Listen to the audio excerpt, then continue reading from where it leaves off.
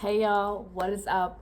So I was just driving home and I was thinking about the video that I uploaded yesterday, all about the power of perspective, and it got me thinking about what we're actually getting ready to do at work.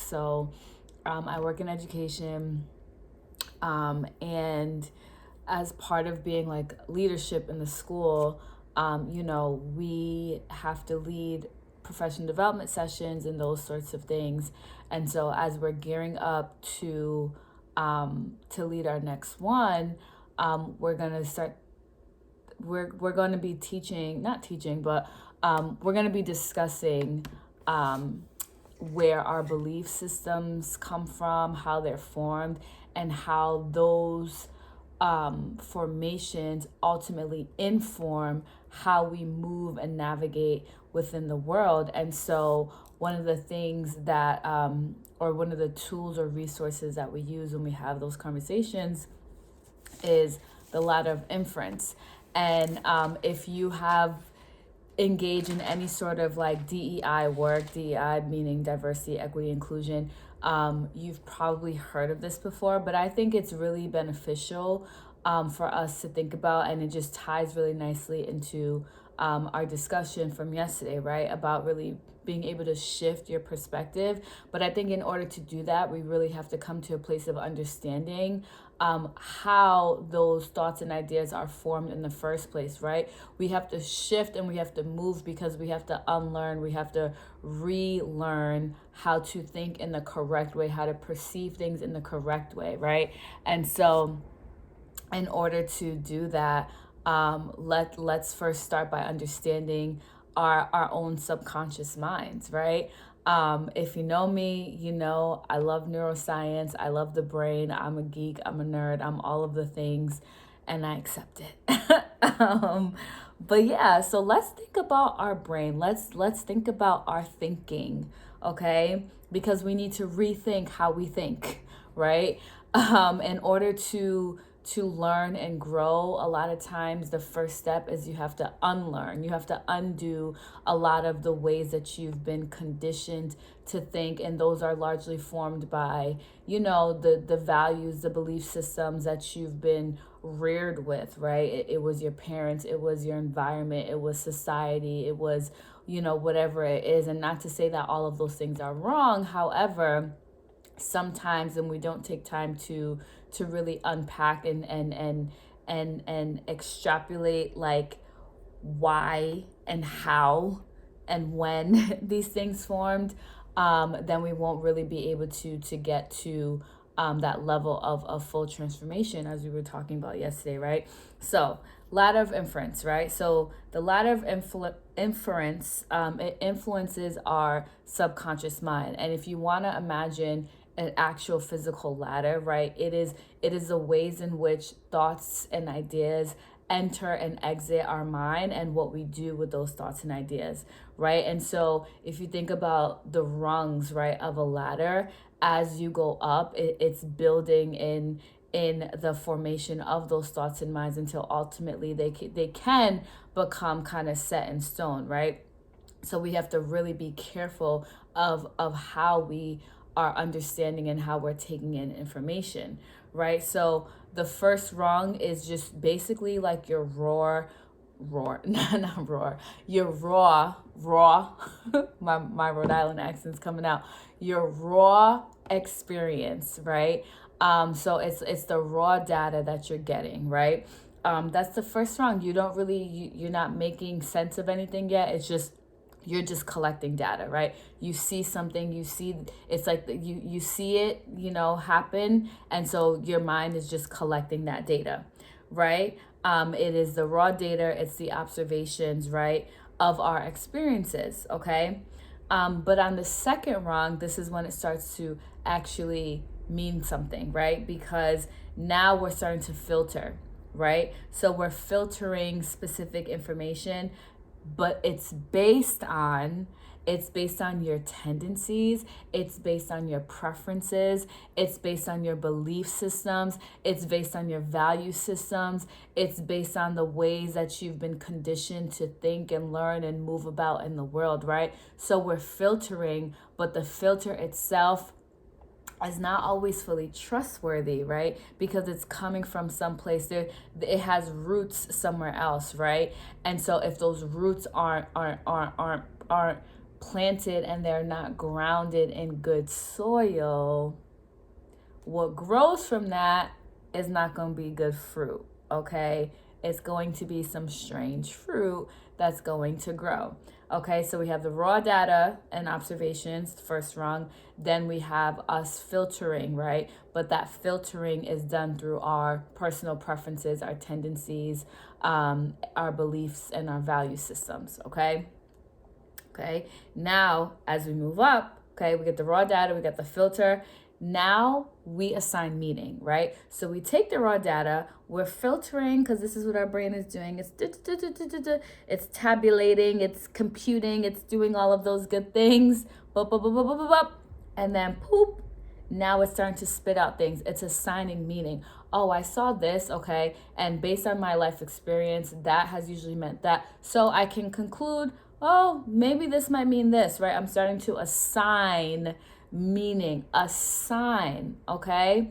Meaning that there's multiple ways that you can interpret something, right? But your brain is starting to use the patterns, right? I hope you guys are connecting.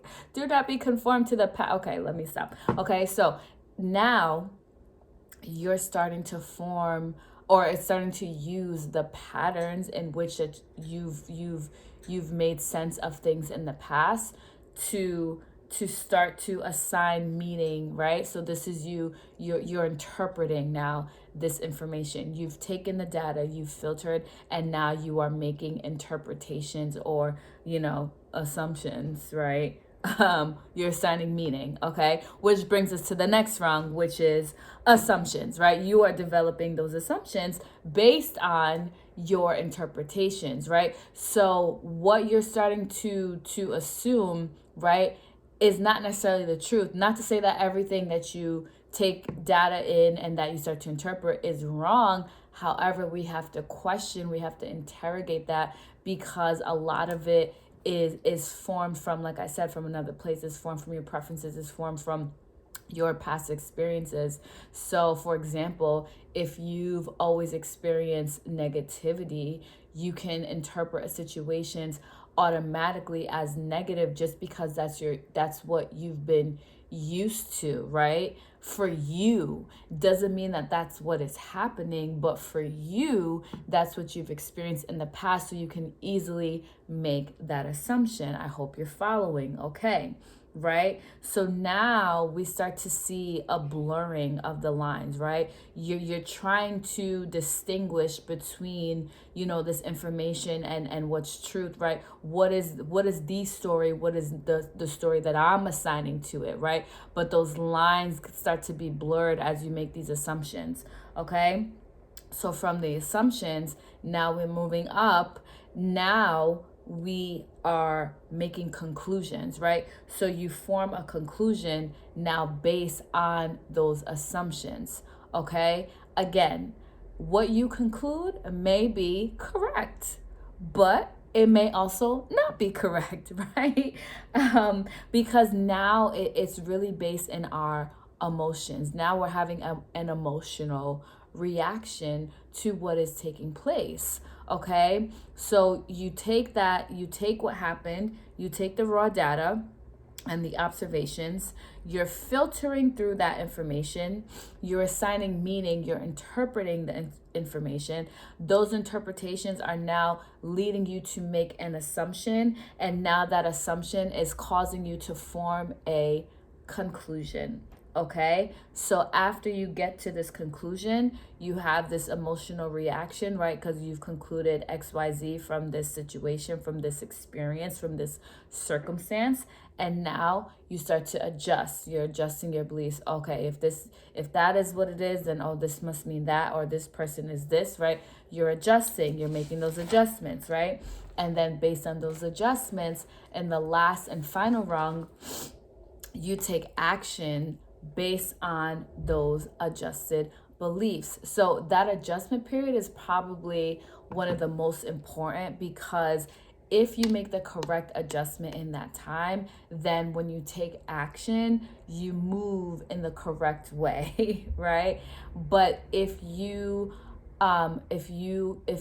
unwilling to adjust, or if your adjustment that's made is just going to kind of feed the the preconceived notions, right, of, let's say, negativity, just to continue on with that, then ultimately when you take action, it'll be really towards your detriment. And you may not see it right in that moment. It may not it may not be so apparent to you, so obvious to you in that moment, but it's to your detriment, because you have some faulty thinking, right? You got some screws loose, not in the way of you're crazy, but you're not able to really comprehend and understand and interpret situations in the correct way. And this is so important, because as children of the Lord and as workers in the kingdom, everything that we do involves people, right? We work with, we interact with, we will always be surrounded by people, right? Even if you don't want to, like, you're going to interact with people in some sort of way, right? um and and truly, like, in order to really be effective in the kingdom, like, you can't avoid that. Like, you have to work with people. um and so it's so important to understand that ladder of inference, that process, right? That thought process that we go through subconsciously, because if we're not able to catch those thoughts in the moment, if we're not able to interrogate our own assumptions and our own preconceived notions and our own belief systems that may have been founded on faulty information, right? Not based in facts, not based in spirit, not based in truth, but based in the realities of what we have seen or experienced. The filter through which we receive that information is going to be muddied. It's going to be gray. It's going to lack clarity. And ultimately, you will not be able to be as effective in the kingdom of God. You won't be as effective in carrying out your specific purpose. You won't be as effective in delivering whatever it is that God has called you to do, because you are operating under a false narrative. You're operating under a false pretense. You're operating under an assumption that you've made based on your experiences that are that if they are not washed through the spirit of God, if they're not washed through his word, then we really have to question it, right? So this is gonna be a quick one today, because I really just want to leave you with those rungs, so that you can start to really focus on the ways in which you take in information, and really go through this process like something happens, and see where your mind goes, and notice, really watch your own thoughts, and really get metacognitive here, and see, like, okay, wait, hold up, like, I got this raw data. I just observed this thing. I just observed this interaction. I just experienced whatever it is. And so now I see my brain is starting to filter. Wait, why do I automatically go to this? Where is that coming from? How come I automatically thought that about this person? What does that say about me? What am I, like, is there some ignorance there? Maybe I need to read on this. Maybe I need to talk to someone, because actually maybe I just don't understand that. Maybe I've just never really come into contact with the person like that. Maybe have I in my past, did something happen like this before, and it kind of created some damage there that I never really took the time to think about. Maybe that's what's going on here, right? Like, as you start to filter, you really need to catch where, like, what direction your mind is heading in, because that, after the filtering process, is when you start to make the assumptions. So there's still time there, right before you form the conclusion. There's still time there, but it's going to take you to truly be intentional about understanding your own thought process. Okay, so yeah, as we are advancing in the kingdom, a lot of times we focus on things, and we focus on the tangibles, right? Like, I'm gonna get whatever, financial freedom, I'm gonna get money, I'm gonna get this new car, I'm gonna get this new job, I'm gonna get. And I'm not saying that God doesn't want to give you, but don't focus on just tangible things. The biggest blessings, the biggest blessing, I'll edit what I said. I think one of the biggest blessings that God can give us is a renewed mind, right? And so, like, that's not necessarily something that is tangible. You can't hold that, but you can definitely take that to the bank. That's going to make you some bank, right? If you have correct thinking, if you're able to understand the ways in which your mind and your thoughts are regulated, and to understand how you can get your own self off track, then that means you can also get back on track, right? You can catch it, because one of the biggest weapons of the enemy is the mind games.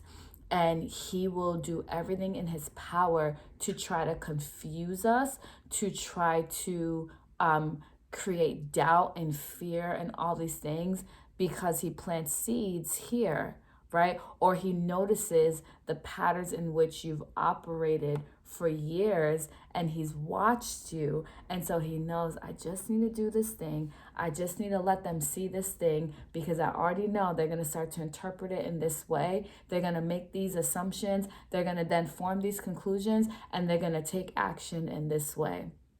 So catch it. Beat the devil today. Punch him in the gut by renewing your mind, and really interrogating truly the ways in which you think, because it is one of the most powerful weapons that you can have. Okay, so let me know, do this, and let's talk about it, because this is something that I have continually done, and as the Lord started to really lead me through my own transformation, it started with my mind, and he started to show me all the ways in which I had stinking thinking. Like, the way that I thought about things was just off. And it's like, I'm not ashamed to say that. I have no shame. Like, my ego is not bruised whatsoever. Anyways, God has humbled me enough. Ego where, right?